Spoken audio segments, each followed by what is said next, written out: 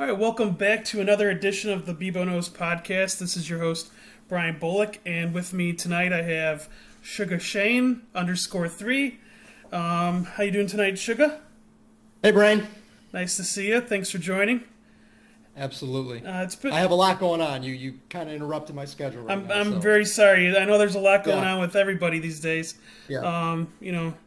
I forgot to pour my drink, so let me get that. Let me get that going here. But while I'm doing that, as I do with any new guests, introducing yourself from a gambling perspective. What got you into betting, memorable betting moments, things you like to bet.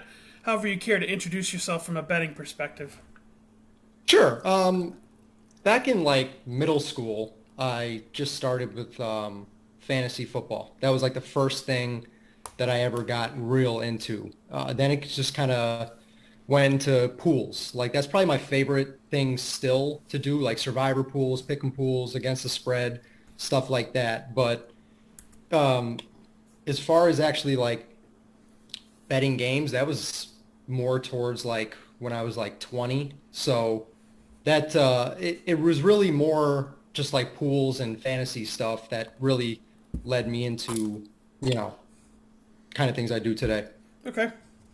All right. A lot of people know you for different reasons on Twitter, but I think the thing that you're probably known most for is giving touts a hard time. Not to say that there's a decent contingent of people who are, but you seem to have a certain vulgarity to it that is very fascinating. So, like, how did you gravitate to the gambling sewer to become a basher? It's funny. I was trying to think about this. Like, how did I even like enter the sewer? How did I get in the sewer? And I was thinking about this the other day when you sent me the outline, and I remembered what the first person that I really like connected with was Groovin.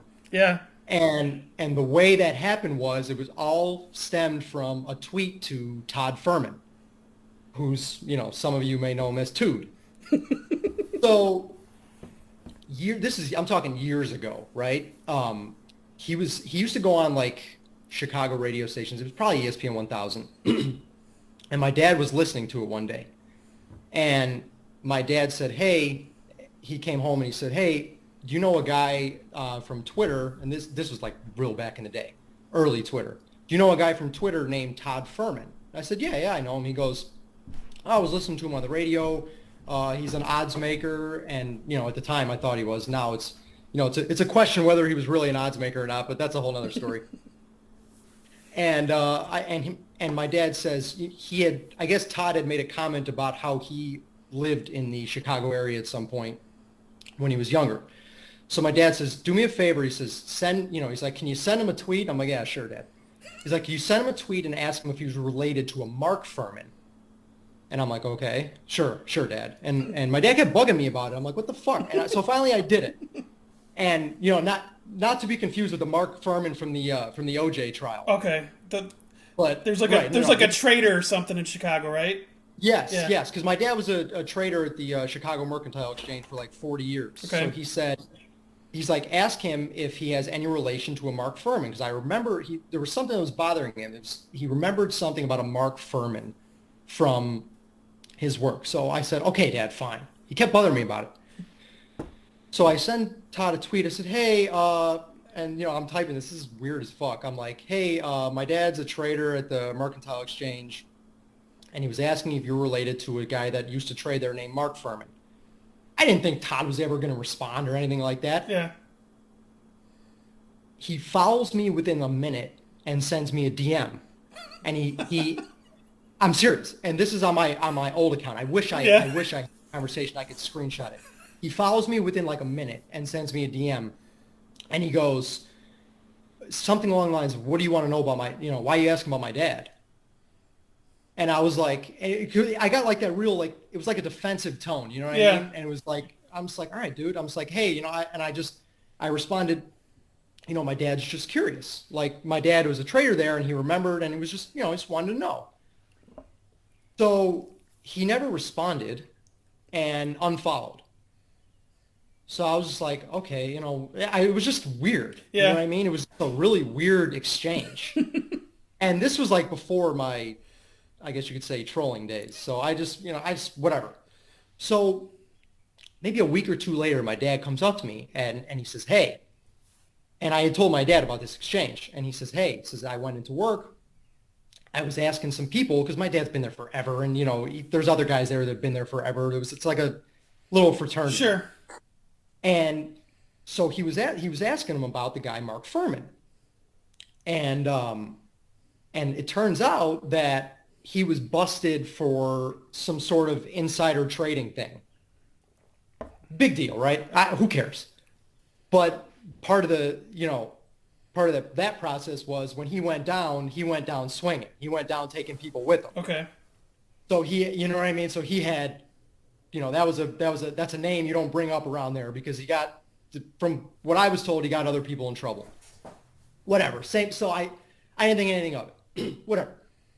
So a couple weeks later, Todd tweets just out of nowhere. It was an all-star game or some event, and there was some girl singer, and she was singing the national anthem like really loudly, and somewhat obnoxiously. So Todd was tweeting about it, like how he was so pissed off and loud or whatever.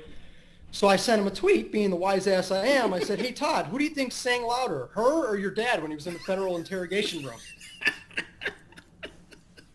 So he blocked me immediately. That was but the moral of that story was Reuben somehow got a hold of that tweet. And then it just snowballed. And like he's asking me like, "Hey, is this real?" Like and there's actually a news article about it if you Google it. It doesn't go into detail about him snitching or whatever, but like it's on there, like about how he was busted for insider trading. So, I guess just one thing led to another. Then I started following Grubin, and we all followed each other, and how it goes. Sure. Yeah, I think I was trying to trace back my initial roots on Twitter and like how I got involved in the sports betting aspect on the last pod. I know that I started my account like when the LeBron Dirk series was going on in 2011. Oh.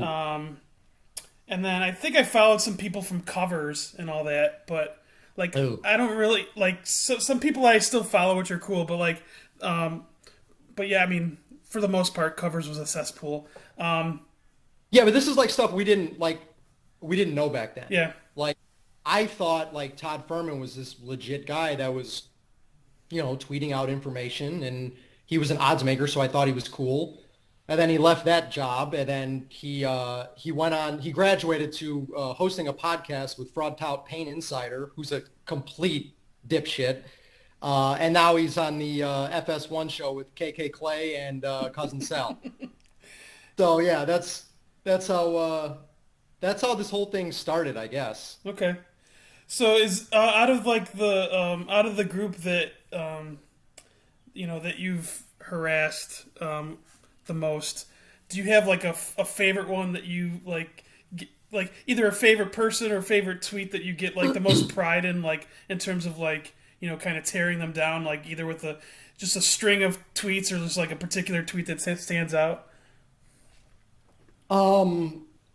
Yeah, it's on my old account and it's gone. Sizzle might have it in the vault.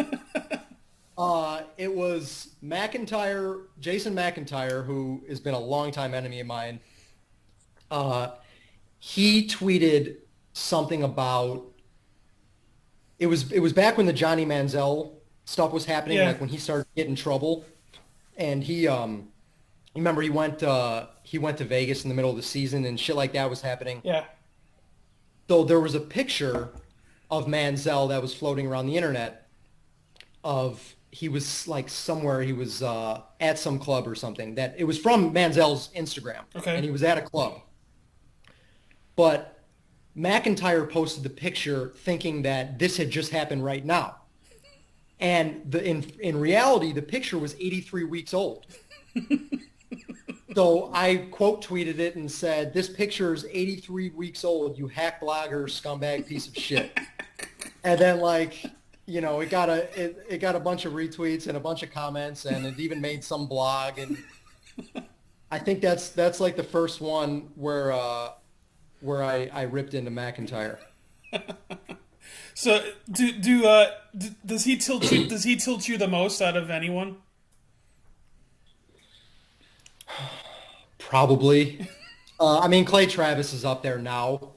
In recent, like it's always been McIntyre, but I'd say in like recent years, it's been Clay Travis. I mean, uh, believe it or not, I don't have a burner.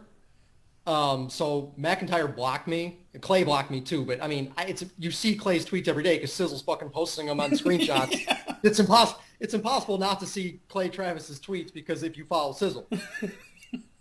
But I just don't see as much anymore from McIntyre that I do from like a guy like Clay. But yeah, like I going back from the start. I mean, McIntyre is he's certainly at the top of the list. Okay.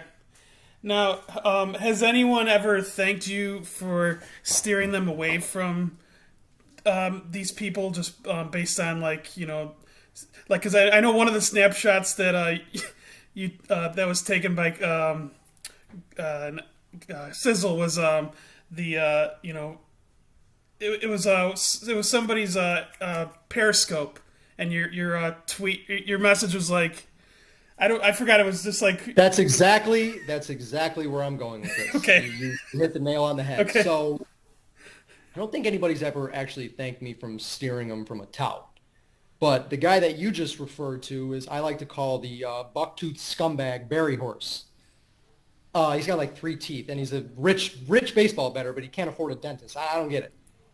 So this Barry Horse guy, yeah, that's the screenshot that Sizzle has that people find hilarious. Where I commented, he blocked me. Barry Horse blocked me, but I'm still able to make it into his Periscope, which he then blocked me from that too. But so the backstory to that was Barry Horse was this guy that he was a baseball bettor, and he was and like I didn't follow him at the time, but I kind of caught up in the story. Like he was, I guess, winning at the picks he was posting. This was like 1 year, and then the next year he decided to, and I might have some of this wrong in some ways. Somebody could probably correct me if one of the 5 people that's going to watch this.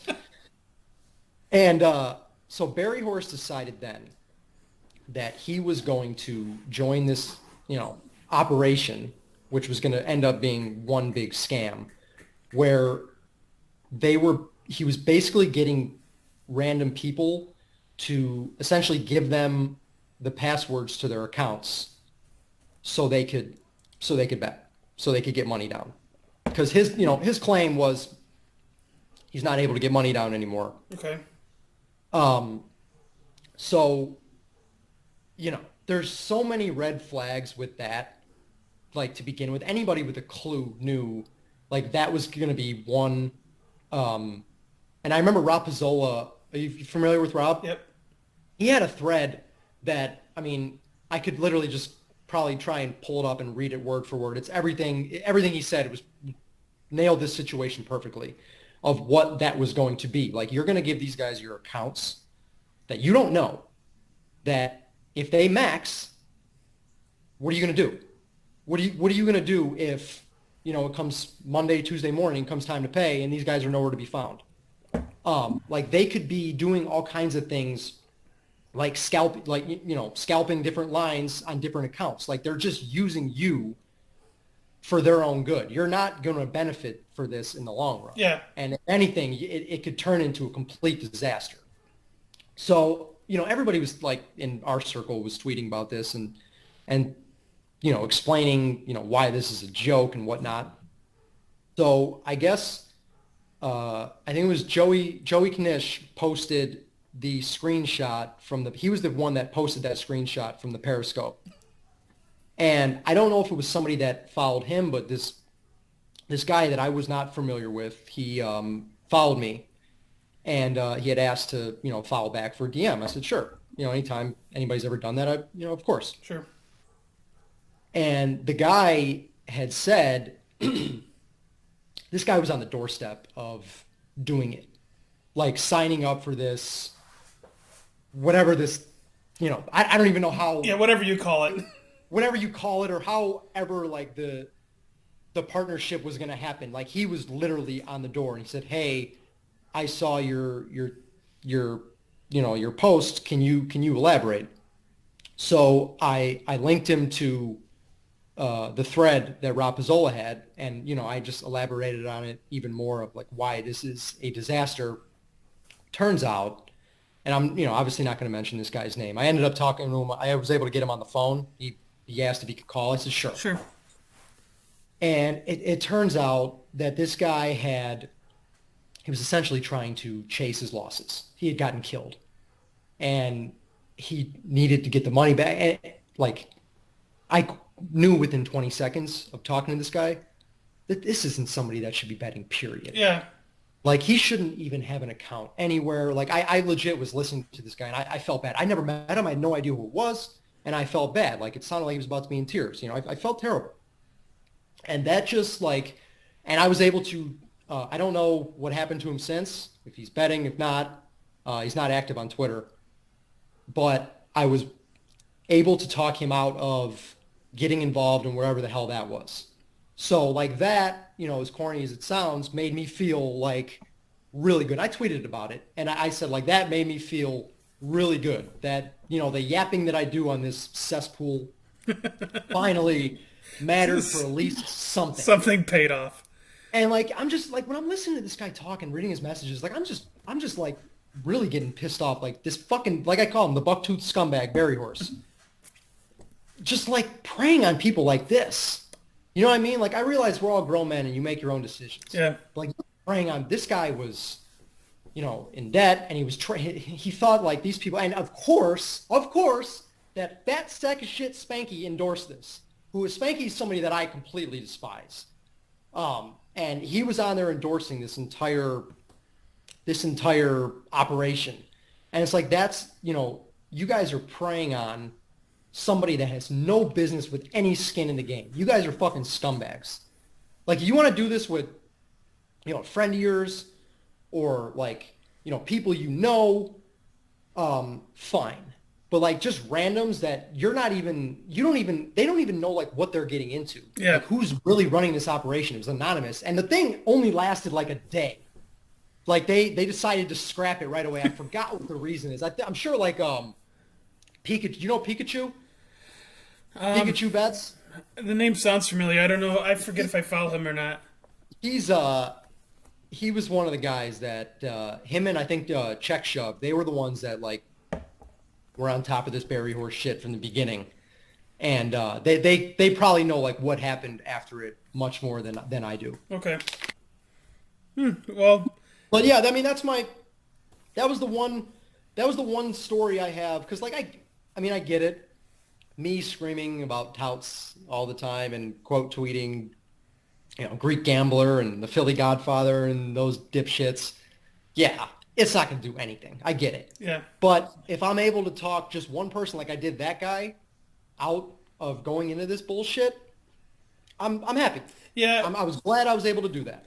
Yeah, and I never think that my words are going to really have much of an influence. So I'm definitely not like you guys, like you and Sizzle, like where I'll reach out to people and say, hey, don't do this. I'm just hoping that, people will listen to something like this and listen and see the people that I have on, and like hopefully, that's the medium that I'm hosting it is the way I communicate. Absolutely. And like as far as like, people helping each other, if I give a quick Reuben story. Yeah. So some years back, I was tweeting about a future I had. This was Jesus, I forgot. It was Villanova's first. No, I don't remember what team it was. It might have been Villanova. I don't remember what team it was. Anyway, but I had a decent price on a long shot. Not too long of a shot, but it would have paid decent. And I started tweeting about what I was going to do to hedge it. And I hadn't like officially done it yet. I was just like basically tweeting my thoughts out loud about how I was going to go about it. Sure. So I got a tweet from Groove and said, hey, he said, check your DM.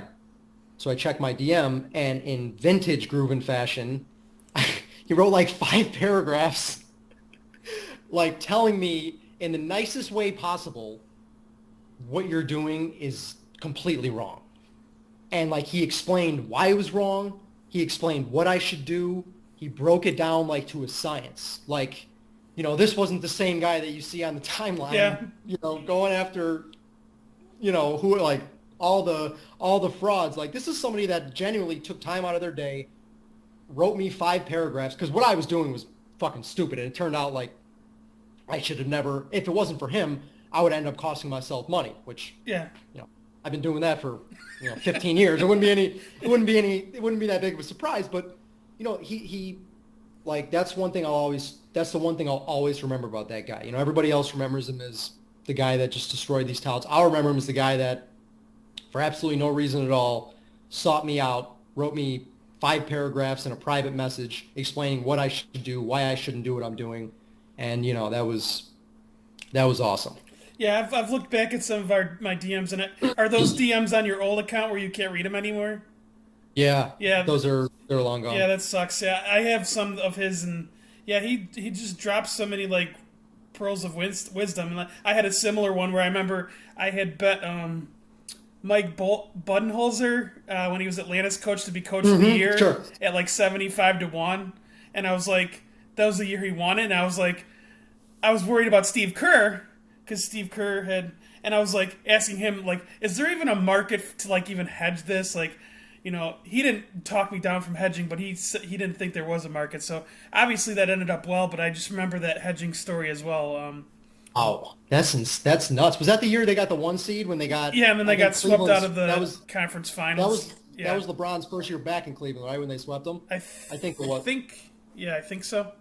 Yeah, that's wow, 75-1. Yeah. I can't even count to 75. Yeah, that's definitely my biggest hit that I've ever hit. But okay, well, let's go into the sport that you consider yourself best at, or at least less worse at. Or I don't know how you want to phrase it, but La Liga. So I forgot to correct you. It's the Mexican league. La Liga is Spain. Oh, okay. So that's like Barcelona, Real Madrid, Atletico Madrid, those teams. My mistake. I'm talking about the actual Mexican league soccer. Yeah, that's. Got and it. Let me preface this by saying, I don't think anybody who's ever followed me on Twitter would ever tell you that I've once ever claimed to be a pro, or claim to be a shrap, or claim to be some big winner like a bucktooth berry horse. But if there's one league that I have found success in recent years, it is the Mexican league. It's first of all, the quality of play isn't even remotely close to, the EPL, Germany, Spain, and Italy, like any of those. It's not. But it's wildly competitive and it's wildly entertaining.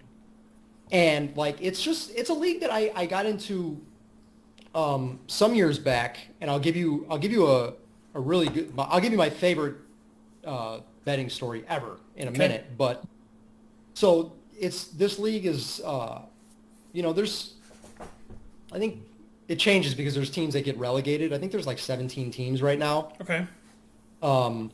It's just throughout Mexico, and the games are they stagger them. They put like 2 on Friday night, then a bunch on Saturday, and then like 2 or 3 on Sunday. So one of the reasons I love it too is because when I first started watching it, and we're going to get to a question of this at the end, is they always had a 6:45 Sunday night game. Okay. Which gives you that it's a better market to bet than the NFL Sunday night game if you're trying to get under that dime, so you have to meet up with fucking Knuckles Tuesday morning. So like I've found it where the lines are beatable. There are certain teams that just play to the over for a large percentage, and then certain teams that play to the under, and certain markets don't adjust to that very well, especially places I play like PPHs. You can, and again, like for somebody like me that's can get down, 250 or 500 on an opener, I'm happy with that.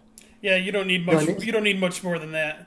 Exactly. You're going to hear people that'll just, I don't bet openers for limit reasons, for wanting to tip their hand, for stuff like that. That stuff doesn't affect me personally, especially in this market.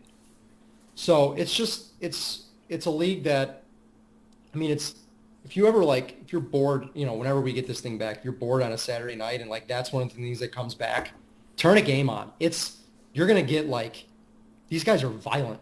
Like you're getting kicks, you're getting slaps, you're getting punches, you're getting like guys that are fast, like running up and down. It's such an up and down game. Like it's very tilting because you'll need somebody to make a penalty, to convert a penalty when you add the over in the 60th minute, and they'll kick it 10 feet over the bar. I'm not kidding. It's like some of these guys are like horrible, but it's horrible in a way that's just so strangely entertaining. It's like a guilty pleasure of mine. So like I know every team, I know the coaches, I know the styles, like everything. It's like it's just so fun to me. So the refs give them more leeway than they do in other leagues? Well, the refs are crooked as hell. Okay. Yeah, I mean, I'm telling you, it's a complete shit show. And I mean, I don't know if they give them more leeway, but it's just a different style. Okay. It's a different style than you see in Europe. But I would highly recommend, and it's funny because like that was one of the last things to get canceled. So like there was a Liga MX card. It was maybe, I don't remember if it was like the second week of April or whatever it was. Maybe it was the first week of April. And that was the last thing for the weekend to bet. So like everybody on Twitter was like, what's the play? What's the play? And like if there's one league, like I've actually like tweeted out my plays because nobody gives a shit if I'm betting a fucking Ravens Patriots game. You know what I mean? As they shouldn't. But right, as they shouldn't. I have zero edge in the NFL. I have zero edge anywhere. Yeah. But that's like the league where over the years, I've put out the most picks. And they've done pretty well on Twitter. So I had one guy, ask me, what's the play? What's the play? And, I figured like this is my chance to, tout myself. If I go on a good run, I can go tout when sports comes back, right? So like there was like 4 games and like I think I pushed one of them and won the other 3. Okay. And like they were all layups. Like they were easy bets. Like they were like 2 overs and a side. Okay. And I think and a team total. And they all happened to hit. Okay. So yeah, next year's weekly package, $69 DM SugaShayne _3. I don't know. I mean, I don't wager talk and pregame. There might be a bidding war. Yeah. Kanish was asking why you canceled your wager talk account. I know that was a joke, but. Jesus. When he said that, I was dying. Wager. I get a kick out of it. The funniest thing to me about wager talk is like if you go up and down their roster, it's nothing but pregame rejects. Like you got Kelly, you got Vegas Runner, aka Greek Gambler, aka Yanni Corrales, aka Ace, whatever the fuck that loser calls himself these days. Guy's 40 years old or 40-something years old, and he's on Twitter bragging about the price he got on his dentures. I'm serious. Like, that was a legitimate tweet of his. He's bragging about the price he got on his denture. I mean, I don't know. I guess the meth rotted him out so hard that his teeth fell out. Whatever. So then you have Brian Leonard, Marco D'Angelo, Johnny Detroit. These are all guys that were just, like, booted from pregame. And then, like, they started their own little... whatever the fuck they could, fraud tout service over at Wager Talk. So yeah, that's funny. When Nish asked that, I was laughing. Why did I cancel my subscription? and I got to give him credit too. I was wondering who was going to do it. Slam posted the tweet the other night because I'm blocked by Wager Talk and every single one of their personalities. But Slam posted it, and Dave Koken was selling $9 Korean baseball league plays. I was wondering who was going to be the first, and it was Dave Koken over at Wager Talk. And speaking of Yanni Corrales, he's selling the picks there too now. Oh yeah. Yeah, I don't know if he's doing it at Wager Talk, but he's selling Korean Baseball League. He called it the tweet read it was a $600 move, big move. I mean, I don't know what markets you're getting. I could be wrong on this, like somebody could I could be completely wrong, but like every market that I've seen, like you're getting 100 or 200 max on, at least like on PPHs Yeah. on on the Korean Baseball League. I don't know if it's different in Vegas. I'm not sure like where else like the limits are different, but like on all the PPHs, you're getting pennies. So, Yanni's selling those plays and, just getting 600 down for all of his clients, right? Fucking loser. Of Yeah, and he's not betting him. course not. Okay. All right. Well, let's get you fired up even more because I know that one of the first things I remember discussing under your old account was when LeBron was in like his fifth or sixth finals. I don't remember which one it was. I think it was his fifth. And I just remember us just discussing and how Chicago perceives LeBron and just completely hates him. I think it's because of maybe feeling threatened by how good he is and people discussing him in the same breath as Michael Jordan. Do you fall into these argument traps either on Twitter or like in person? I have in person, Okay. big time. Twitter, I try not to, but I have because I grew up in the Chicagoland area. All my friends are, Bulls Jordan fans. Yeah. So like when LeBron came up, I remember when he was a senior in high school, I was a freshman in high school. And, that's when they started, like, that was the first guy that I remembered that was, his high school games were on ESPN. That was a big, big deal back then. Now it happens a lot more with, like, some of these, like, top high school programs. But, like, that was a big deal back then. It was. So I remember him and just, realizing, like, everybody knew, like, this guy was, the next big thing. So like his first couple years in the league, like, I followed him and I always liked LeBron. I always liked watching him play and respected him, but I was never like that, like diehard of a big LeBron supporter until he went to Miami. Basically, what turned me into being such a big LeBron fan was the stupidity of the shit I had to hear every single day from not just like the national media who criticized his every move, but like from the Chicago people. Yeah. Because, I think it goes back to, it's more than just the Jordan thing of why they have such a hate for LeBron. Like they didn't like him in his early Cleveland days, but the hate wasn't the same until he got to Miami. And, everybody thinks it's just because of, this Jordan, that Jordan, this, what I say is that Bulls team, his first year in Miami was the 1 seed. They were really good. That was Derrick Rose's MVP year. Like that was a really good team. And like they were supposed to be the biggest threat to knock LeBron off. So that formed a, like a rivalry with, you have the original, LeBron Jordan, and now you have LeBron versus these Bulls who, people thought that the Bulls could beat that Miami team. And I remember, I'll never forget, the Bulls beat them that first game in the Eastern like by like 20 or something. Yeah, they killed them. Yeah. It was a blowout. And like I was just, and people around here were just going nuts. Oh yeah.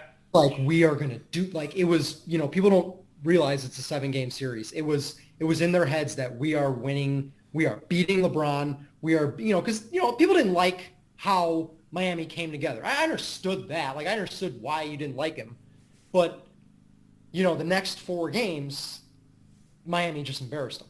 Yeah. And part of it had to do with, there was a lot of people that saying, a lot of the national media was saying that LeBron deserved the MVP over Rose, which I think was debatable, but I understood why Rose got it. But a lot of the national media said that. And in a couple of those games, if you remember, at the end of the game, LeBron was ISO'd on Derrick Rose, and he completely locked him down. Like Rose threw up an air ball when it was time to win the game, and then when it was time to came time to tie the game, I think in overtime, same thing. So, like, it just like snowballed from there.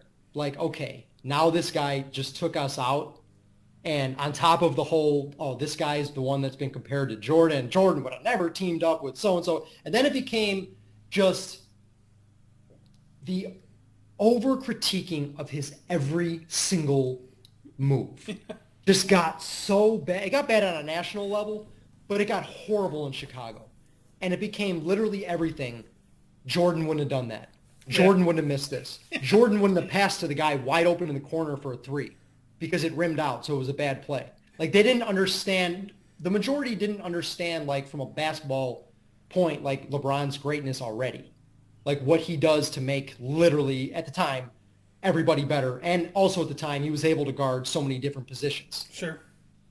So it just got, like, that honestly, like, made me be a bigger LeBron fan. Just hearing the noise from these people every single day, because that's all you would hear here. And, like, I made the mistake of, like, when I first got out of high school, I had a driving job.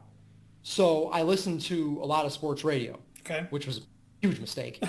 Yes, and mistake.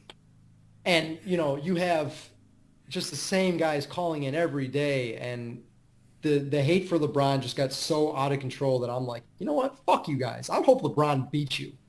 Because I was never a Bulls fan. Like, even growing up, I was never a Jordan fan. Yeah. So, yeah, that's what it stemmed from. It started with Jordan, but the real needle was the fact that for years they were never able to beat LeBron. When they had legitimately good teams. Yeah, they did. And they were never able to get past LeBron when he was in Miami. And then it got worse again. So, quick story. We were at my friend's house where we watched, like, at the time, we watched all the sports. He had the projector in the basement, and we all would get together for, like, the big sports, right? So it was game 3 of the Cavs-Bulls the Cavs-Bulls playoff series. The first year, that same year you had the Budenholzer ticket. Got it. In, was it 2015, I think? Yeah. 2015.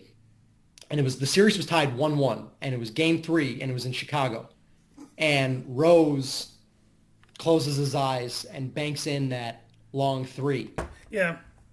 And I am around 10 of my closest friends, all of them, like my best friends. And I am the only one there, obviously going for Cleveland. And I got fucking lit up that night. Like, I was so mad I wanted to fight one of my friends. Like, we started talking about, let's go outside. Like, it got like, and he would have kicked the shit out of me. I'm glad it never happened. But, like, they lit into me so bad, and they were, again, they were so convinced that finally, this is the year. We're taking LeBron down. So what happens in game 4? LeBron buzzer beater in the corner to tie the series, and then the Cavs worked him the next 2 games, and then the rest of the history. Yeah, I remember that Rose won because I had I bet a Cavs plus 2.5 in-game line. So that it was like an in-game line. I bet plus 2.5, and all I needed was Rose or somebody to make a 2. Like, I was just like, all right, if you're gonna make, so yeah, that's right. It was tied then, so he hit that's gross. Yeah, if you just need to make a shot, just make a 2, and I mean, that's, you always remember your losses, and that was one that I remember. Yeah, absolutely. So I'm guessing you watched the documentary, or at least most of it. The propaganda piece, I watched it. That's what my buddy's basically calling it too. I mean, I know that Jordan had a big hand in influencing the content of that. Right, but to be fair, like, when LeBron's eventually comes out, it'll be the same thing. He's going to control the narrative, and I'm just really joking. Sure. I haven't seen the last 2 episodes yet. Okay. But I've enjoyed it. It's good. Like, of course, I'm getting text messages from friends about somehow making this about LeBron. This is why Jordan's better. And I'm just like, you guys just don't quit, do you? Like, I can't imagine, like, over the years, like, whether you're a fan of LeBron or whether you absolutely hate LeBron, whether you've watched this guy's entire career to either say, this is why he's not better than Jordan, or this is why he's better than Jordan. Why you can't just enjoy it. And I'm not saying you really have to like him personally. Yeah. But I'm talking about as a basketball player. Like, you are not going to see anything like him again for maybe ever. Yeah. Like, so, like, I treat Jordan in that same respect. Like I watched it, and I promise you, like not one time did I think, oh yeah, LeBron could have done that. Oh, big deal. You know, it's like Jesus, just sit back and enjoy it. Yeah. But what I do like find funny is like the narratives people choose. You know, it was LeBron couldn't win anything until he got with Dwayne Wade and Chris Bosh, right? That's what they always said about LeBron. And even though he was playing with just complete scrubs in his first Cleveland run, Yeah. what did Jordan win without Scottie Pippen? You know what I mean? And it's not like that's not me like that's not a slight against Jordan. It's just newsflash. You need top tier teammates to help you win championships in the NBA. Like it's not. That's like the only thing that's the only thing where I like. All right, where I thought of LeBron. I guess you could say like Sure. this is ridiculous. Sure. Yeah. I had a whole bunch of things outlined here that I wanted to bring up about the documentary because I binge watched it Saturday or Sunday through Monday, and like first of all, the fact that LeBron made it to 8 straight finals, like that's aside from the documentary. 8 straight finals. I don't care what sport you play or how bad the East was. Like I don't think he gets enough credit for being a part of a team that was in 8 straight finals. Like I know that he lost a bunch of them, but he was only a favorite in 2 out of 9, and I don't know if that speaks more to the talent that he was playing against, because he was playing against arguably one of the best teams of our era at Golden State for those times. And it's funny too. Like you'll hear people say, you know, another one of my favorite narratives about LeBron is when they talk about his finals record, and when they even try and talk down on the comeback in 2016. The first thing his haters will say is, "Well, Draymond Green was suspended for Game 5." Yeah. If Draymond Green wasn't suspended, they would have lost. Or Michael didn't ever need 7 games or something like that. Like, yeah, that's another great one. It was, but those same people that say, if Draymond played, the Cavs would have lost. Those same people say that LeBron cannot use the fact that Kyrie Irving and Kevin Love didn't play in basically the entire 2015 finals as an excuse. How does that work? And they still won 2 games that series. Right. It was he was great that series, and they just were completely outmanned. And Andre Iguodala won MVP at for holding LeBron to like a triple-double average. Yeah, like his numbers in that series. I'm gonna look it up after this. Were like ridiculous, and Iguodala got the MVP because he held LeBron.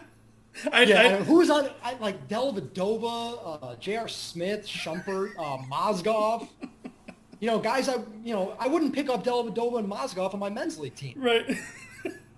All right. Sorry, we got off on the LeBron track. So going back to the documentary, I was going to mention like MJ was favored in all 6 of his finals. I don't know if that means anything.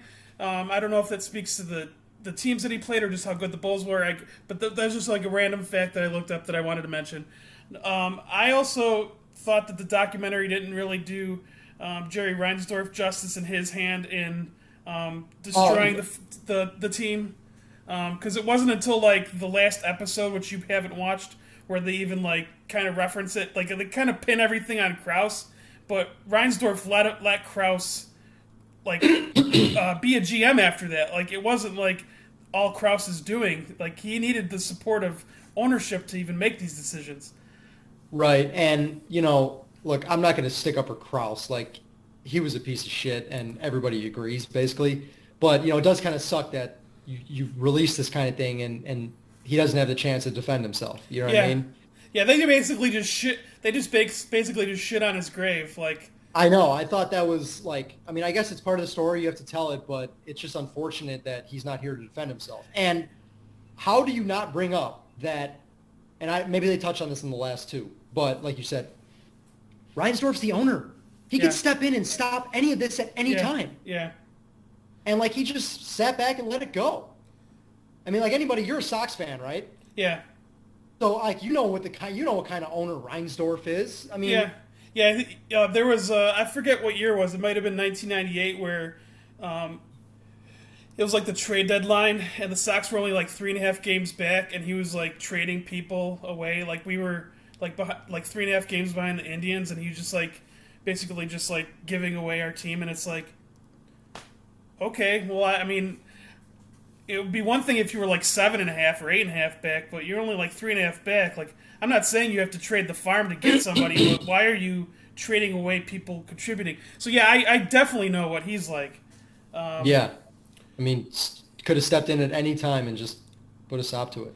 Yeah. So another thing, the Jordan going to the MLB, like there was a whole bunch of people saying that he could have made it to the MLB, the pros, and like the fact that they even mentioned in the doc that the only reason he was in Double A to begin with was because Single A didn't have the facilities to contain the media, which is where he would have ended up.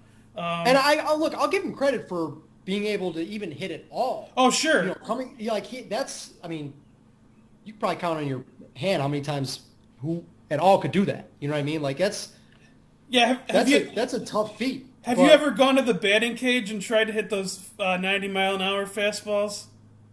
No. When I go to the batting cages, since I play mush ball, I go in the slow pitch high arc. Okay. I stay away. I'm not fucking Adam Sandler and Happy Gilmore standing up there taking the shots to the chest. No, I'm not stepping in. Yeah, because I mean, like you just take like one look at it and you're like, how do people even judge a ball like in that 1/10 of a second? Like, so like for him to have that long of a layoff and sure, he gets a ton of credit for that for sure.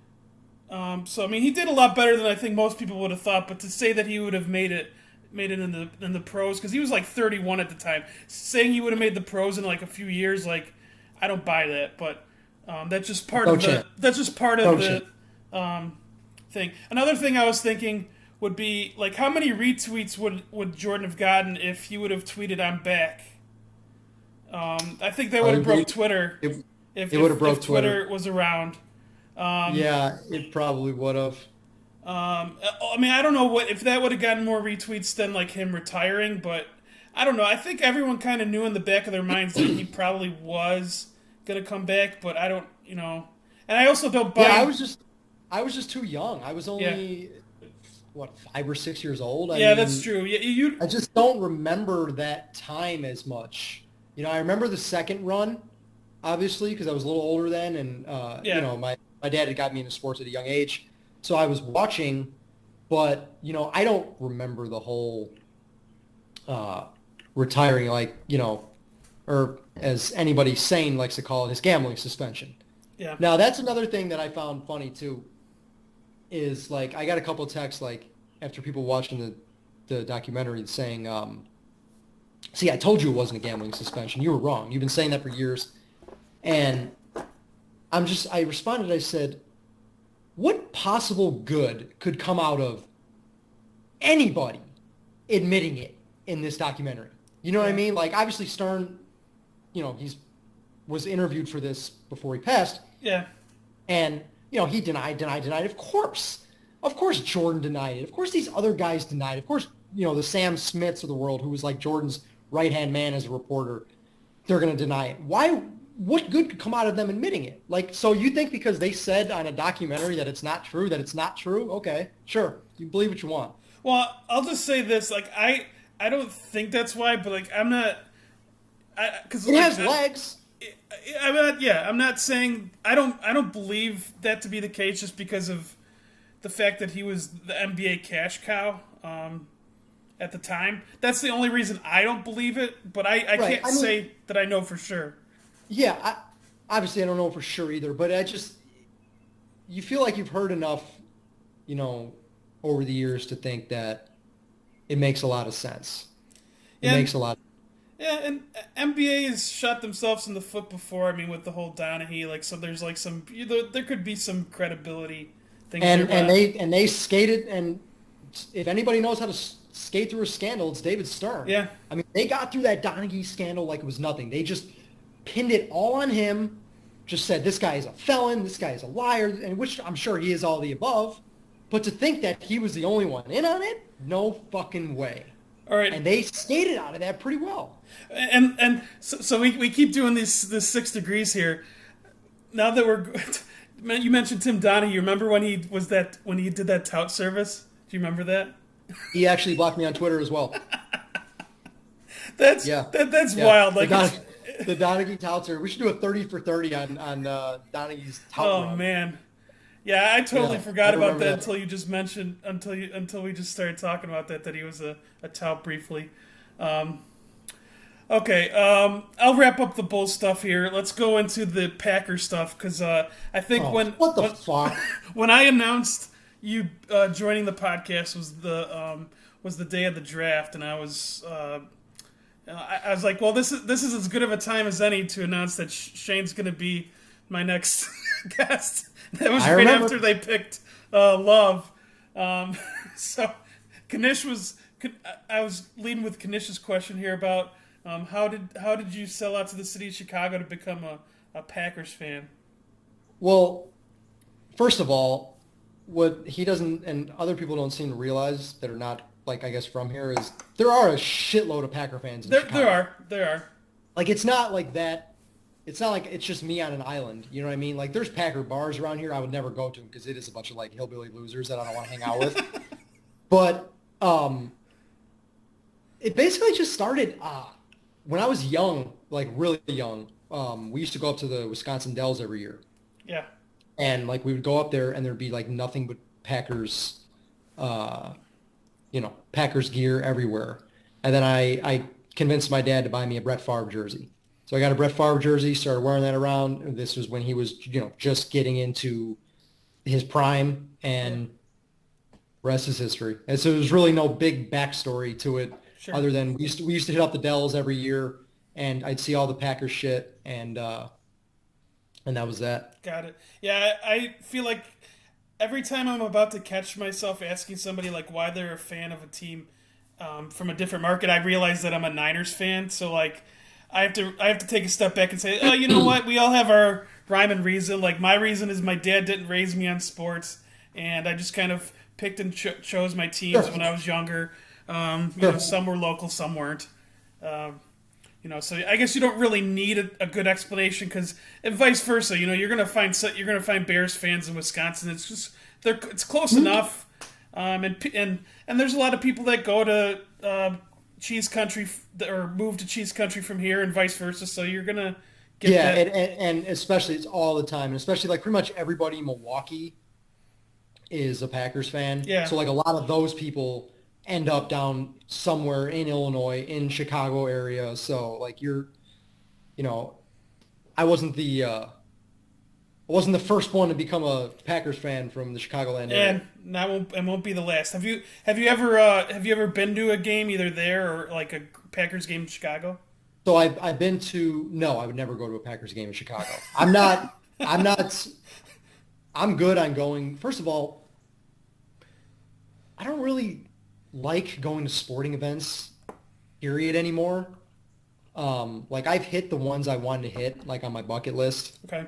Except for like the only one I haven't is I wanted to go to a Duke basketball game with my dad, but he's not physically well to able to do that anymore, so we weren't able to do that. But I'm not about to go to a Soldier Field, wearing fucking Packers gear around all these dipshits. Like, you know what I mean? All it takes is one person. Yeah. But to answer, I've been to 2 games in Lambeau. I went to a Bears-Packers game in Lambeau on a Thursday night. It was one of the Jay Cutler 4 interception nights. Yeah. It was the infamous game when Charles Woodson said in the post game, "Oh, we knew Jay was going to throw it up to us." I went to that game, which the Packers won on Thursday Night Football, and then this past year, I went with a couple of my good friends to the Packers Carolina game. It was like some sort of military appreciation day. Okay. And one of my friends was a Marine, so he wanted to go up there for it. They're Bears fans, but they wanted to go up to Green Bay, and they had friends from out of town going in. So we went up there, and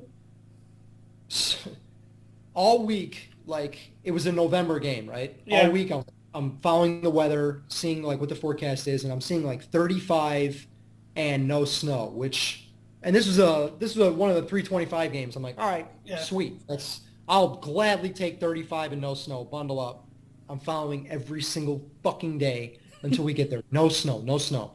Finally on Sunday, and I'm driving too. We drive from the hotel to the game. No snow, no snow. We sit down. Few snowflakes come. All right. No big deal. Fine. Third quarter comes. Dude, it is fucking coming down. It's like a blizzard. Like I have pictures and videos, and I'm thinking to myself, like, I'm trying to have a good time and, watch the game. And I'm thinking to myself, like, I'm going to have to drive back we were staying in Appleton, which is like, Yeah.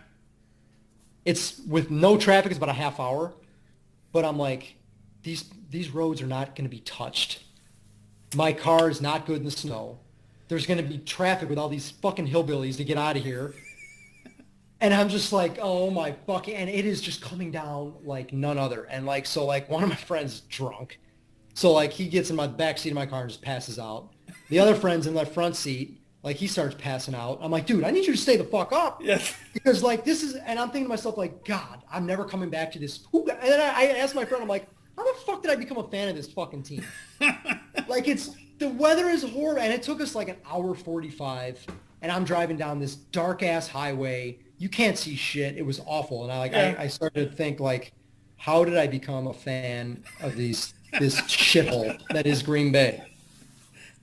So yeah, and I that's the two games I've been to, and no, I won't travel to see them play anywhere else. Like the only sport I would travel for an away game for my team would be like the Cubs. Okay. Like I've been to Milwaukee a bunch of times. I wanted to go to some of the stadiums are on my bucket list, but as far as like football, no way.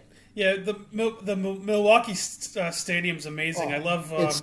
It's incredible. I highly recommend it to anybody. If you can ever, in 10 years when we can go to sports again, if you ever want to get to a park and you're somehow in the area, get up to Milwaukee. Like I would tell people to go to Milwaukee before I tell them to go to Wrigley. Yeah, I agree. And the as much as I like to, the few times that I've tailgated at Comiskey, I still call it.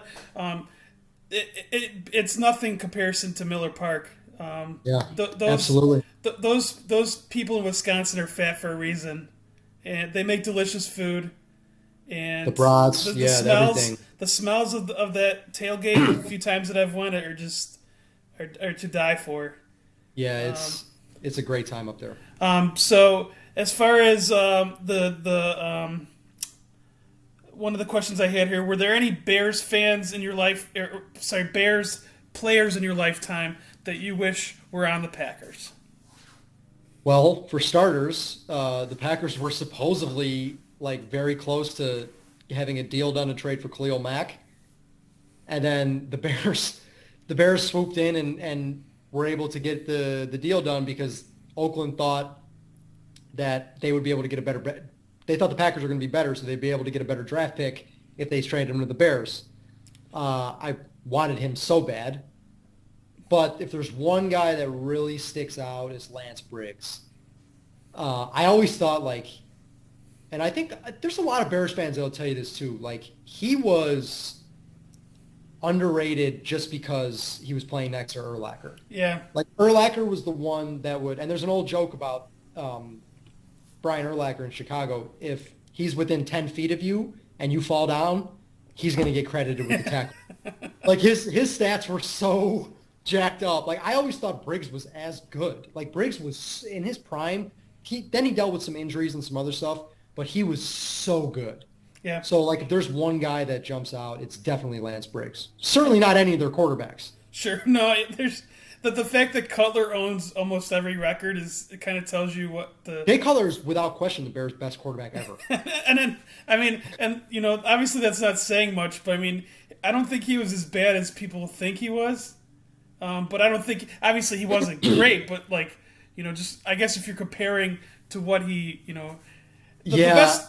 the best quarterback season I remember, and this might have been too young for you, was when Eric Kramer was their quarterback.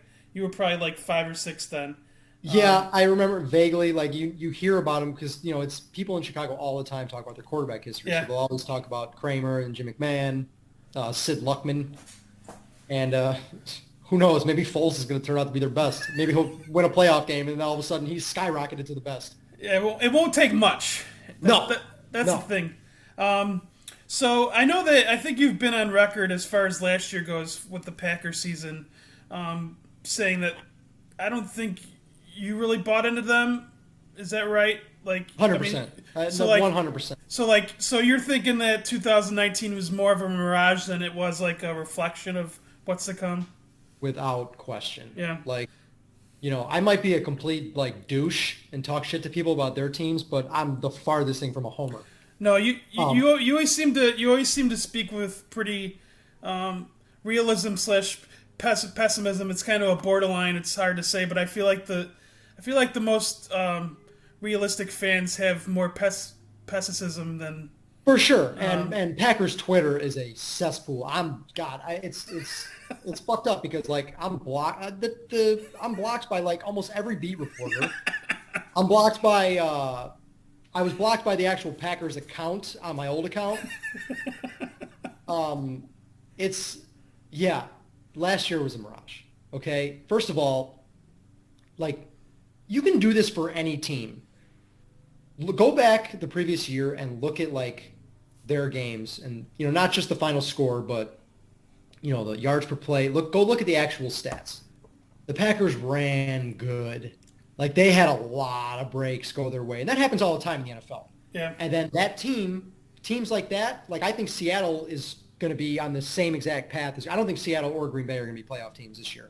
Even though, predicting at the same time like predicting anything for how the season's going to go is impossible. But let's just do it, pretending that everything is normal, right? If it was going to be a normal NFL season, the division is tough. Like even, the Bears still have a solid roster. And you think Foles is going to be an upgrade over Trubisky, right? You think. You hope. You would. As a Bears fan, you hope. you would expect that. Minnesota's obviously a really good team. And then Detroit was good before Stafford got hurt last year. Like that's a team I think if they won the division this year, I wouldn't be surprised. I've seen a few people like take some shots on them. I think like 7 or 8 to 1 or something to win the North. I haven't checked. I mean, I don't know if that number's still available, but it's definitely worth a bet. Now you're going to play a first place schedule. They have to go to San Francisco again. I would rather shoot myself in the fucking face than watch a Packers at San Francisco game ever again in my life. Seriously, it's so fucking tilting. So and I saw. Go ahead. No, I was gonna say. So were you old enough to remember like some of their playoff losses when like Young was the quarterback for the Niners? I remember every single one of them. Yeah. Okay. Every single one of them, and each one, and then then the Dom Capers years where Kaepernick was running for 100-yard touchdowns. And then last year, we go there and just get destroyed. And then in the NFC Championship game, Mostert runs for 1,000 yards. I mean, we're getting torched by a fucking running back in 2019. Like, I was like, even though I never expected them to win that game, but I thought they could at least be somewhat competitive. And LaFleur, again, like one of the things you're probably seeing me tweet about a lot, and I don't know if people think like I'm joking when I say these things, but it was either the Packers' first or second possession. And the Packers are 7.5, 8-point dogs in this game, right? Everybody knows the Niners roster is much better. The Niners are a better team. Everybody knows that. They had the ball 4th and 1 at the 50. And this idiot sends the punt team out. Like, I think I tweeted, just call the game. Just get back on the plane, go back to your fucking trailer parks in Green Bay, and then end the season. Like, this is ridiculous. 4th and 1 at the 50, and you're punting in a game you're probably not going to win anyway. Yeah, I don't, because I think every coach, thinks that their team is like 50-50 chance of winning, or like, when they should be realizing like, hey, we need to take some chance. And to say you're obviously taking a chance, but it's a calculated chance that, when you're an 8-point underdog, you probably should. I mean, you should take it regardless, but if you're an 8-point underdog, you should especially consider taking those risks more than you would in other situations. Absolutely. And I mean, I knew the game was over before it started, but like, you give yourself this like false hope once the game starts. Yeah. Like for the first couple drives. And like, I think like Zadarius Smith came in on a 3rd and 1 on the Niners' first possession, stuffed the running back. And I'm like, all right. And then San Francisco punted. And then we get to the 50 and it's 4th and 1 and you punt. Yeah. So you just said, I'm not interested in winning this game. So yeah, to answer the question, I think Green Bay is a 8-8 candidate this year. Okay. No, because I mean, first of all, nobody's going to expect them to go 13-3 again. But can 10 wins get you in the playoffs? Yeah. But you know, I looking at their schedule, looking at the roster, Rodgers another year older. There's legitimate turmoil. They just have all the makings of a team that's just going to regress and possibly regress hard. Yeah. Now, now the fact that they drafted a quarterback should tell you like what they think of their team, because they had so many other holes, and I remember a recent tweet that you had of yours that was comparing the Packers and Bears wide receiver core and how they're very similarly constructed, in that they have like a pretty solid number one guy, but then it's just complete shit after that. And then the fact that this was considered to be one of the better in terms of depth wide receivers being available, and I don't think that did the Packers even draft one, or I'm trying to remember. No, they didn't draft one. I think they signed like one of the free agents. You know how it's like right after the draft Yeah, when like all those guys start signing those yeah, like whatever deals those are. I think that's what they did. okay, They did not draft one. No. okay. So what were your initial thoughts when they drafted Love? Um, my initial thought was fire Gutekunst. But honestly, like a part of me has come off of the hate for that. Like, okay, what really made me hate it to begin with was, like you said, we've needed a number two wide receiver since Jordy Nelson left. And this is widely considered possibly the deepest wide receiver draft of all time. And use your first round pick on a quarterback when you have Rodgers for at least 3 more years. You're not getting rid of that contract for minimum 2. Rodgers is with the pack. People talk about this trade cut. No, it's not going to happen. He's not going to leave for at least 2 years. I don't think he finishes his career in Green Bay, but I mean, you have at least 2 years with Rodgers. So that's where my initial frustration came. And then I started to think about it more, and part of me just wasn't excited about anything about Jordan Love. But Rodgers is not the Rodgers we knew anymore. And in my thinking of that, this team is not going to compete this year. They're going to try, but they're not going to compete. Then you know what? If you really like this guy, then I guess I understand why you did it. Like, you know what I mean? So Yeah, I think Green Bay is going to regress. I think they're an 8, maybe 9 win team. I think Rodgers is not a top guy anymore. So I guess it was just kind of a gut punch knowing that how the Rodgers era is going to end. They're not going to win another Super Bowl there in Rodgers. It's not happening. yeah, But you do have to plan for the future in this league. And, I think Seth Burns said it, was talking about Jordan Love. He said he thought it was fine what they did for those very reasons. So, I guess it makes – I'm not as mad as I am now as I was on draft night. Draft night, I was angry.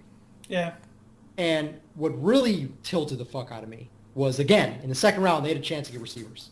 yeah. And here we go drafting some fucking lumbering running back like it's 1980, and you want to pound the ball. That's what really tilted me. The A.J. Dillon pick, and maybe A.J. Dillon's a fine running back. I'm not saying he's not.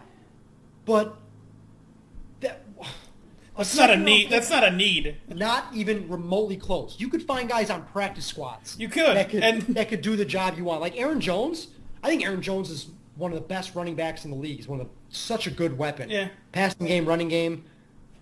I don't think the Packers should pay him next year when his contract's up. No. Let somebody overpay him. Like the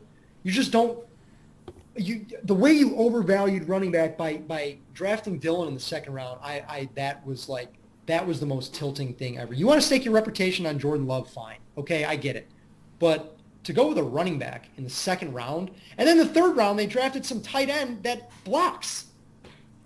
so they can help the fucking guy that they drafted in the second round get the run game going.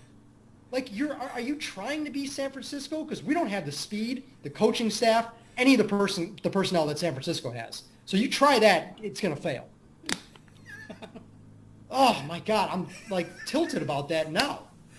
Well, let's give you one more Packers thing to tilt about, because Here we go. like I know you've railed on McCarthy, and I know that one of the questions that we had from Frank Brink was about what about how worried Cowboys fans should be about McCarthy. But where do you, like, in your personal rankings of Packers coaches in your lifetime, even LaFleur with 1 year under his belt, where, like, I would say I don't know how old you were when Holmgren like was coaching, but or if he even registers a memory in your memory bank. He does. Okay. Yeah, he's the only good coach in the history in my lifetime. Obviously, Vince Lombardi, but in my lifetime, Holmgren's the only good coach. Ray Rhodes, awful. Mike McCarthy, awful. Mike Sherman, awful. Holmgren, is a god in Green Bay, and think of Packers coaches like Bears quarterbacks.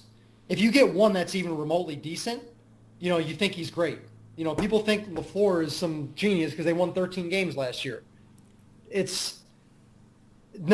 don't even know how to rank those guys. Like that, ranking Ray Rhodes, Mike Sherman, and Mike McCarthy is like asking somebody with 3 dogs which one of their shit smell the best. I mean, it's a fucking joke. And the fact that McCarthy was the coach of this team for so long is the most sickening part. But to answer Frank's question, you're going to know what a 56-yard field goal attempt looks like on 4th and 2. You're going to know what it's like to have 0 timeouts entering the 4th quarter in a tie game. You're going to know what a coach who has no clue how to make adjustments does. But the point of all that is, can McCarthy actually be worse than Garrett? Like, I don't know. Probably not. I mean, that's the thing. Like, that Cowboys roster is legit. Like, there's talent on that offense. Yeah. And, you fire Garrett to hire McCarthy.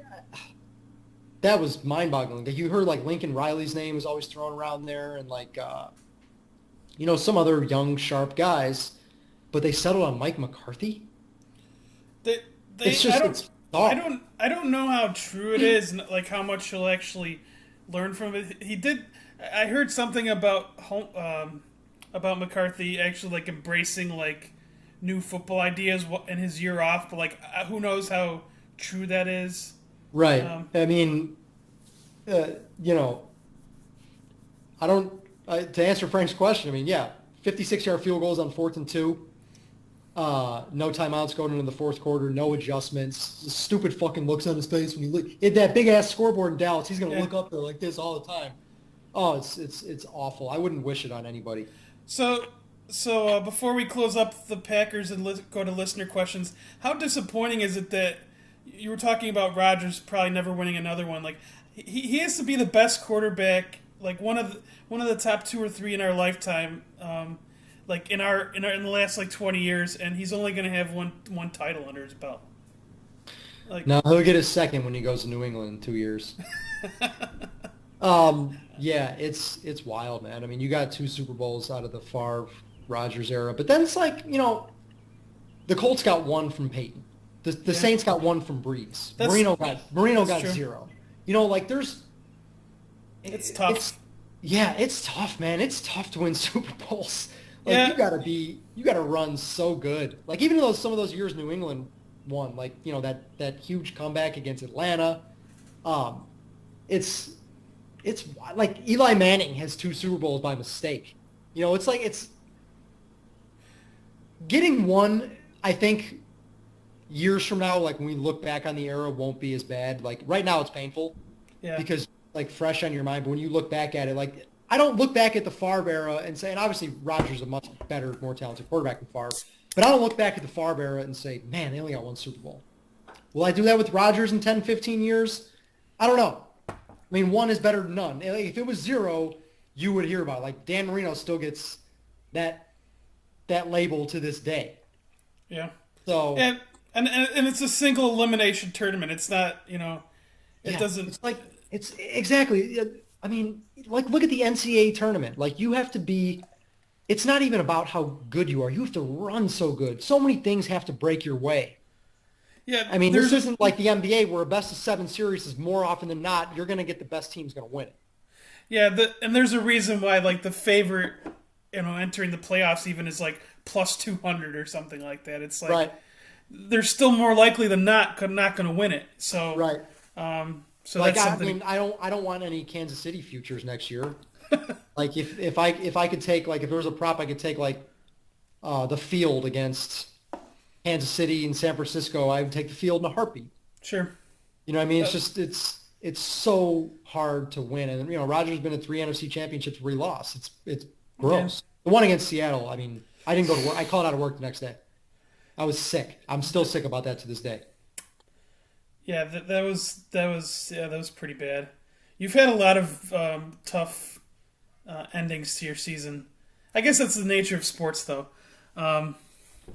Okay, let's go to listener questions here. The first one I had was from somebody you had mentioned on the pod earlier. Check Shoved was asking about MFK. Fucking asshole! I hate this question, but I'm going to answer it anyway. MFK, KIV, Hannah, and Jess Wellman.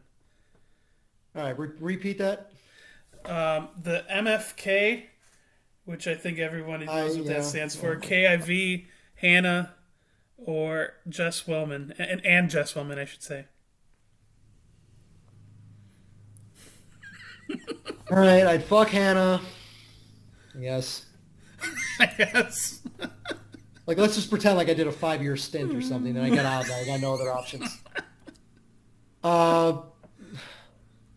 I'd marry Wellman, and then I'd kill myself.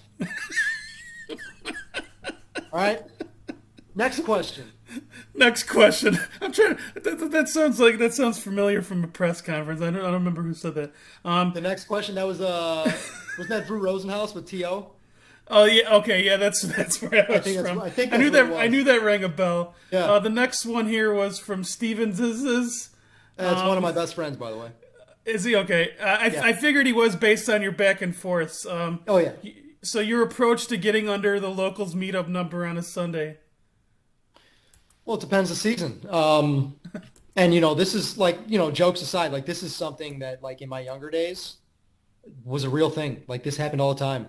And as I've gotten older and learned more and don't go crazy anymore, it's not something that really happens much these days. Oftentimes, if I'm over, I'll just say fuck it. Sometimes I'll do it, but normally in like my younger days was always the Sunday night football game, right? Yeah. Always it's either the money line favorite, or if it's like a short favorite, or the over. You're going down swinging with the favorite of the over. That's just that's what fucking mushes do.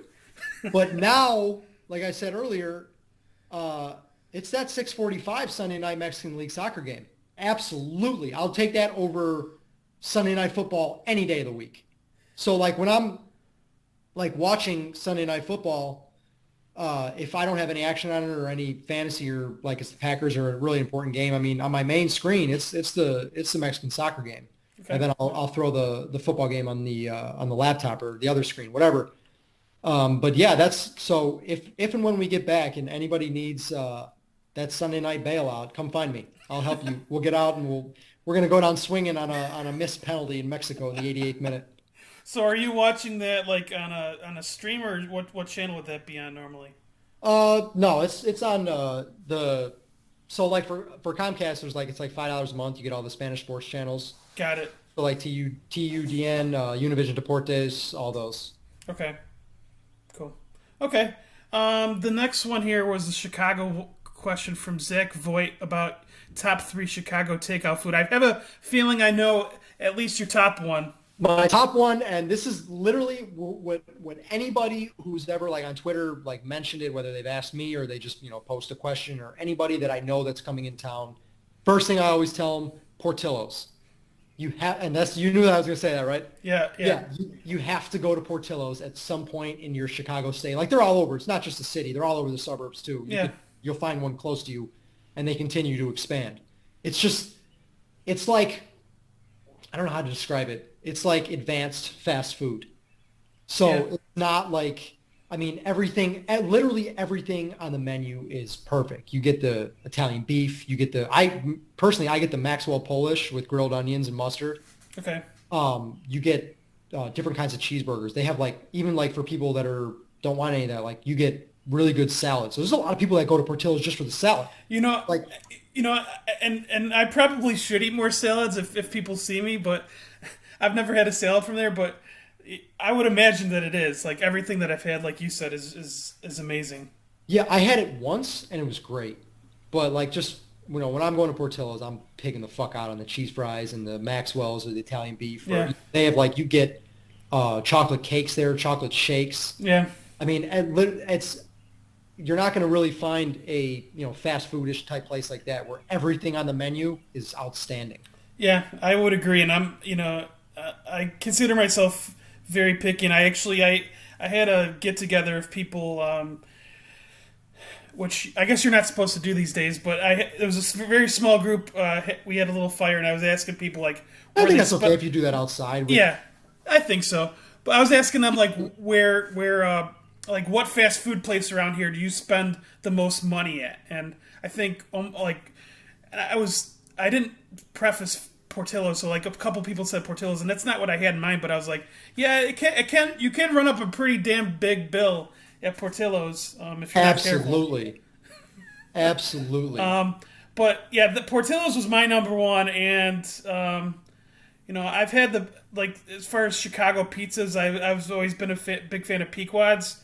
Yeah, that's outstanding. Like I like that better we got to than be careful. We got to be careful here because like Sizzle and some of the other guys from the sewer, they are not like they are big time haters of the deep dish. yeah, and I think that's more considered pan than deep dish.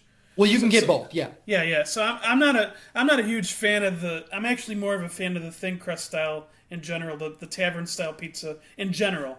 But if you're looking at Chicago institutions or places to go into Chicago for food, that was my those were my top two. I couldn't think of like a third that I would like easily put in my top three, but those are my top two.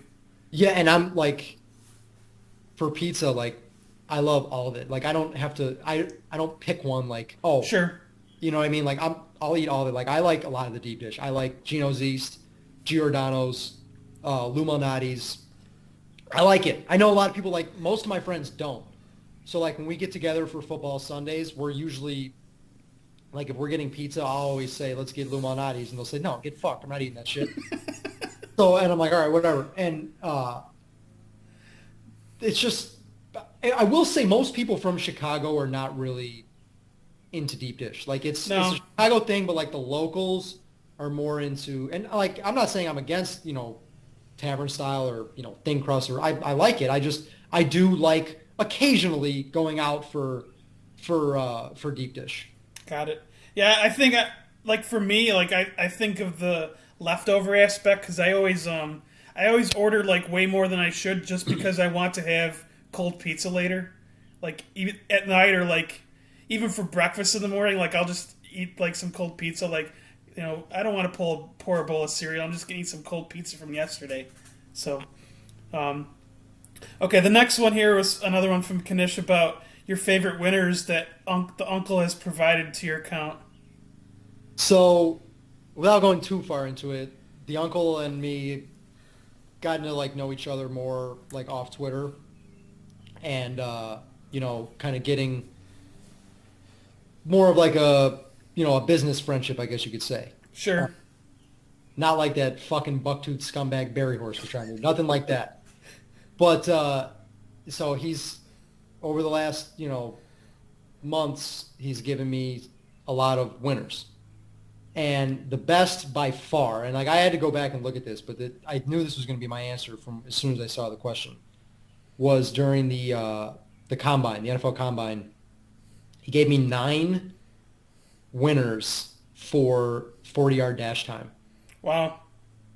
Like he bet 9 bets and it went 9-0, and I was like, "You're a sick fuck." Like I don't even know how. I don't know how you came up. I don't know how any of this happened. I don't care. I'm not gonna ask questions, but I'm just like looking at it and laughing. And it's like, and it's funny because when we bet him, like a day later, um, every single line had moved like big time in our favor. Sure. So I don't know. He knew whatever. Again, I don't ask those kind of questions, but I was just Yeah. like, I've never. I hate the combine. I hate the tweets about it. I hate all of it. But here I am, refreshing. I forgot who it was. One of the draft guys that was posting the things. I'm sitting here re-scrolling his Twitter and seeing, when he clocks the time, and I'm like, holy shit! Like winner after winner after winner, and went 9-0. It was insane. Yeah, and I wouldn't watch. I've never really cared for the combine either. It's awful. Because like I always thought that you should value like what you've seen in the past 2 or 3 years on the tape versus like what the guys. Because it's like one reading. Like he could have just had a bad day or something. But. Yeah, and draft Twitter period is a cesspool. Like God. The Matt Millers of the world. You familiar with Matt Miller? Yeah. Is that draft scout or something or yeah, NFL draft handle? scout, the guy that we have I have a whole folder of his tweets in my phone from over the years with his predictions that went horribly wrong because he's a piece of shit too. So like I like to call him out on it. The best ever is him. It was a tweet. I'll send it to you after this. It was like, here's my comparison for Geno Smith, Aaron Rodgers, but a mix of Cal Aaron Rodgers and Green Bay Aaron Rodgers. Like, what does that even mean? And then like obviously like it just shit. He has like a whole catalog of shit like that that's just gone completely wrong. So yeah, I hate draft Twitter period, but I actually did really well in the NFL draft this year on props, and obviously Uncle K's 40-yard dash tout. That's hilarious. I thought you might have been bringing up his like TNT, like maybe you bet that TNT prop. No, but if you want, I'll give you a quick funny story about that. So I was with friends that night and we were watching it, and I was barely paying attention to Twitter.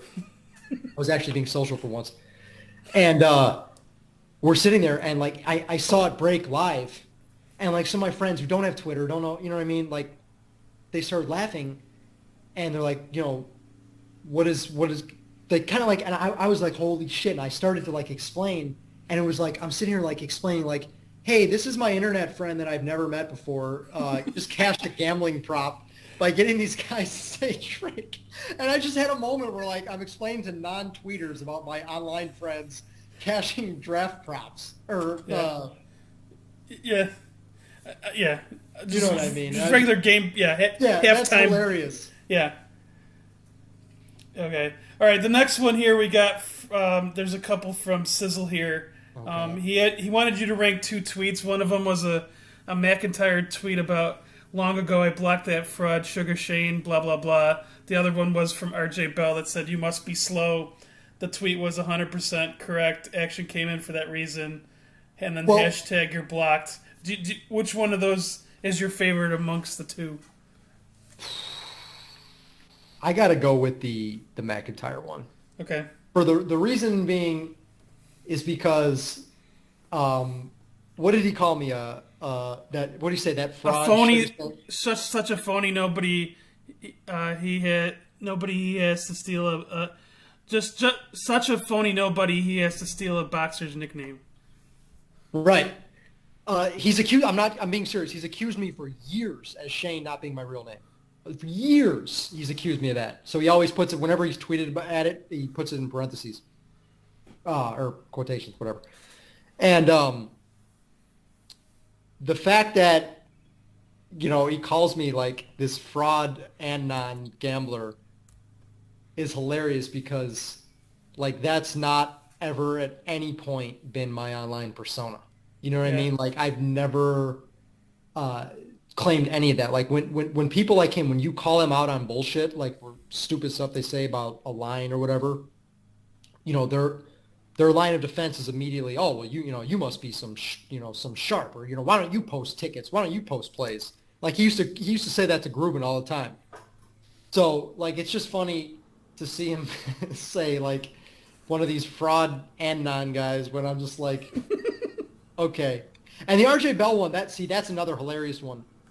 The backstory to that one was, you familiar with Matthew Holt? Yeah.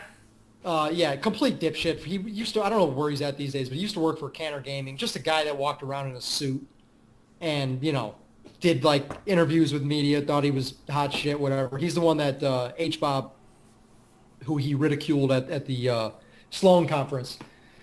But he tweeted that, and I forgot when this was. Do you have the date of that tweet? Let's see if it's in the screenshot here. Yeah, August of 18. Okay, August of 18. So he tweeted that Draymond Green, that he had heard from his sources that Draymond Green, he got in some legal trouble that Holt was saying that it was going to be like serious trouble, like out for a long time type trouble. And RJ then tweeted, big action coming in from Vegas today. Matthew Holt, and he tagged Holt, and it said that his sources say that Draymond Green is in big trouble, and he's going to be out. He said, big action fading the Warriors. And I remember thinking to myself, like, this is August of 18. Fading the Warriors how? On, like, what, a season win total? Like, what are the limits on those? Like, what do you mean big action fading? How could you be fading? Like, he's acting like this is the day of a game. And, Draymond got suspended, even though he's not going to be worth that much to the line. Yeah. Especially for that, like, for that Warriors team. Yeah. And I was just, I was like, what the fuck are you talking about? And then the best part about it was, so these two were convinced that not only was Draymond about to be in huge trouble, but there was serious action coming in fading the Warriors. And it turned out Draymond Green got like some sort of trespassing ticket and got fined $500. No suspension, no arrest. So what did I forgot. Do you see? I don't see your reply to that. I just see I just saw the "you must be slow." It's slow and capitalized. Right. Yeah. So, and I forgot I forgot exactly what I said to get him to respond to that, but that's what the basis of that tweet was those two morons talking about this big trouble it was about to get in, and he got a $500 fine and a ticket or some shit. But yeah, with those two tweets, I got to go with the McIntyre one. That's legendary. Okay. All right. Well, and his Sizzle's next one was your official rankings of McIntyre, Furman, Clay, KK, LA. Well, he didn't spell it that well. Or I didn't spell it that way, but that's how it's spelled. And then Gottlieb. And then he had a whole bunch of criteria. I don't know if you remember all the criteria, but what were your? I don't know what kind of rankings he's looking for. Worst to less worse, or I don't know. How would you even rank them? I'm not sure what kind of ranking he was looking for, but all right. Let's just go overall. Like, okay. Just as people, as personalities, whatever. For me, it's Clay is the worst. McIntyre would be 2. The credit card bandit Doug Gottlieb would be 3. And then I guess Furman's 4 by default. I mean, Furman doesn't do anything that tilts me. Like, he's on that ridiculous show with KK Clay and Cousin Sal. But, like, Furman doesn't do anything that, really tilts me these days. Like, yeah, he used to be somebody that, like, would speak up against, like, the touting industry. And then he's running a podcast with Payne Insider. Yeah. Who's one of the biggest frauds there is. Grubin used to rip him. I haven't heard it from that guy for years, but I remember Grubin used to annihilate that guy because he would claim stuff like he had some claim like he was plus 1,500 units in a football season. 1,500 units. That's, and just like he would make like outrageous claims like that. He claimed some high percentage, like 67 or 68%, something ridiculous. Yeah, that's. I mean, to anyone who even follows football like even the slightest bit gambling wise should know that there should be red flags that get thrown up. I mean with all these guys, but especially some claim like that. But as far as Clay goes, I would have to agree, just because, like, I think whatever the soup du jour of the day is, as a soup du jour, I know I was being, but he's always got like some kind of opinion on everything, and it's like I don't think he ever believes what he's saying. I think I honestly feel like a lot of times he's catering to his dipshit audience. He's playing to an audience, 100%. Like, I don't think, like, he's a fucking idiot, don't get me wrong, but I don't think he believes a lot of the shit he says. I think he's doing it for a certain... I think McIntyre, like, the dumb shit that he says, he actually believes it. Like, he's legitimately a fucking moron.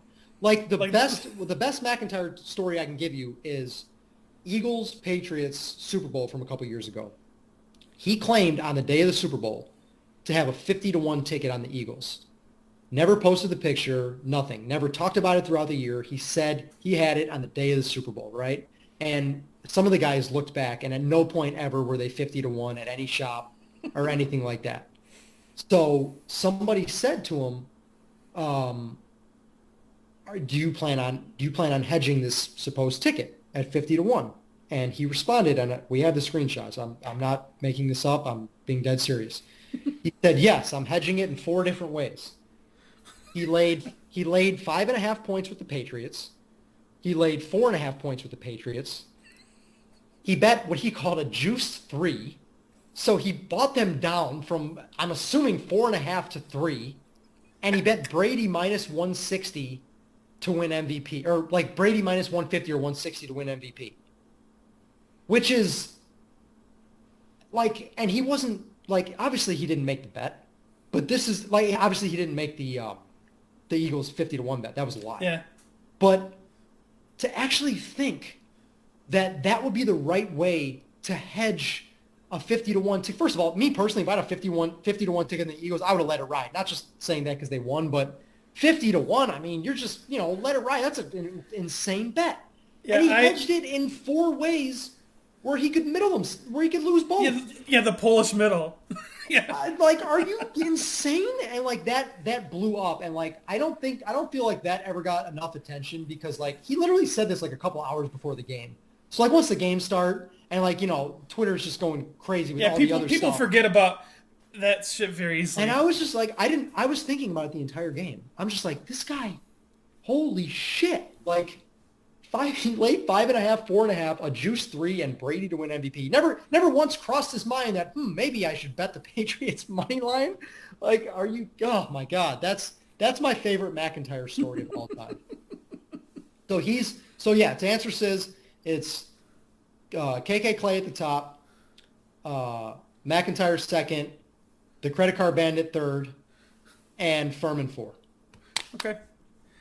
All right, then we got a flurry of questions tonight, and I know we're going long on time. I don't know, like, one of them was Taysom Hill. Is Taysom Hill the new Matt Flynn? I don't know if Jobo meant to say Jordan Hill, because I don't know. No, I think he's talking about Matt Flynn. He said Matt Flynn, right? Yeah, he said Matt Flynn, yeah. Yeah, so I'm assuming, like, okay, remember when Matt Flynn, like, had one good game? Yeah, he had the one good game that gave him a contract. And he got that contract, and then he was awful since. I'm assuming, I'm assuming that's where he's going with that. Yeah, I mean, I don't understand this fascination with Hill. Like, yeah, there's reasons to utilize him in an offense, but to make him your starting quarterback, it's really bizarre. And, like, Jay Glazer was on today saying that they were comparing him to... or he's an older or bigger Lamar Jackson. What? Well, here's the litmus test that I use to tell me all I need to know about his quarterback ability. Did they start him when Drew Brees got hurt? No. Yes or exactly. No? Nope. Okay, then he's not a legitimate quarterback. Yeah, I forgot about that. I forgot all about that. Yeah. That's it. That's all I need to know. He's not a legitimate quarterback if he just signed Winston. He's not even better than Jameis Winston. Yeah. So, Like, so I don't understand what the hell that whole thing is all about. I don't get it at all. yeah, I mean, and it's a. I don't even think he's as good as like the best Slash that we've seen, Cordell Stewart. Like Cordell Stewart, I don't know how old you were when he was, Yeah, doing his thing, but I was in my early days. I remember him. yeah, like at least he could play quarterback. I mean, even Terrell Pryor had the mix of positions Yeah, it's going in to be his time, interesting to see how that. but yeah, Hill's not a starting quarterback. I don't even know why that's even up for discussion. It's just stupid filler. I don't know. Anyways, another one here from earlier was from Namin. Ranking of I don't know who that is, but I saw his tweet. I know where he's going. yeah, ranking of bars and quotes from Stone Park. Is that a neighborhood? That's like Melrose Park. Okay. They're known for their strip clubs. Okay. So they have the one. It's called Scores. That I know vividly. The last time I was there, we were escorted out by security because one of my friends bit a nipple during a lap dance. So we got booted. So like as soon as I saw him tweet that, and this was like 7-8 years ago. Yeah, I knew exactly where he was going with that. Yeah, Scores. It's like a little cheap titty bar. You get lap dances. They show their tits and shit. It's all right. All right. Frank White's, aka Shy Better, was asking, does Shane think Aaron Rodgers has a shot at beating out Jordan Love for the starting spot? Frank Shy Better. I got to know him well too. He's actually somebody I would recommend. Like if you're looking for more podcast guests, he could probably do really like people would really be interested in the kind of stuff he has to say. Okay. The question, I mean, honestly, like. We might eventually get to that point. Like, Rodgers is personality, like, I think pretty well known. He's kind of a dick. He's kind of a diva. You know, he's got that side to him, and he's older now. So I find it hard to believe that Rodgers is just going to walk off into the sunset and hand the job to Love. You know what I mean? Like, I think at some point, we're a ways away. But at some point, this thing is going to end in destruction. It's going to end bad. And they're not going to keep Jordan Love on the bench for his whole rookie deal. Like that's one of the things. I think Seth Byrne was talking about it. Like, you know, it's good to try and win now with a quarterback on their rookie deal. So are the Packers just going to keep him on the bench for 3 years? I don't see it. I think Rodgers plays 2 years, and that's it. Yeah, I just had like a made up hypothetical bullshit line that I'm not going to take action on because I don't really make lines. I was thinking I'd get killed if I made lines. In the next 2 years, over under. I'm pulling this number out of my ass of 4.5 starts for Love. I mean, I guess Rodgers would have to get hurt in the next 2 seasons. I guess he would have to get hurt to probably hit the over. Well, probably. I mean, and it's not. Yeah, that might be. It's not. It's not. I mean, I would probably lower it to like maybe 2.5, 3. But okay. I mean, I don't know. That's tough because like Rodgers hasn't been the most durable like in the last couple of years. Like last year he was, but before that he was not. Like he's got a history of stuff. He's got concussions. He's had a lot of stuff that just kind of add up. And then one day you realize, like, holy shit, this guy's completely washed. Like, we see it in the NFL all the time, right? Yeah. I mean, I won't be surprised if that's what happens with Rodgers, but I don't think they're going to flat out bench him in the next 2 years. That's not going to happen. But as far as the injury thing, I don't know. Maybe ask Seth what he would set that at. I'm interested to know how people would line that. Sure. Okay, and some of these were duplicate questions that we've already asked. Another one from White Flight 13 was asking your liberal gun take. My liberal gun take? Yes. Meaning what exactly? I mean, I don't know. It's probably I don't know. I don't know. I don't know the context of that. Probably no secret. I'm not a gun guy. I'm not a fan. Like I make fun of my friends all the time that are like gun people, and they call me like anti-gun, pussy liberal. Even like my friends, even like my friends that are liberal but that are gun owners, like they make fun of me all the time and stuff like that. Yeah, I'm not a gun guy. Not my thing. Okay, that's fair. We got another MFK, but I think you can only have one of those in a podcast. And there was a KIV, of course, was in there too. All right. So, any final thoughts before we wrap this up? Not really. Okay. Um, yeah, I think we covered all the fun stuff. Yeah, I think so. All right. Well, Shane, thanks for joining. Everyone, thanks for your bountiful amount of questions there. Thanks to all 5 of you that are listening, that are going to Yeah. listen. I appreciate Yeah, it. I mean, that was almost like 40 minutes of questions there from people. Yeah. So, um, Yeah, I'm going to go kill myself after I marry Jess Wellman. all right. Well, good luck with that, and that'll give me better ratings once you die. So thank For you, sure. appreciate For it. sure. All right. Well, once again, thanks for joining, and everyone, once again, thanks for listening, and I'll talk to you all soon.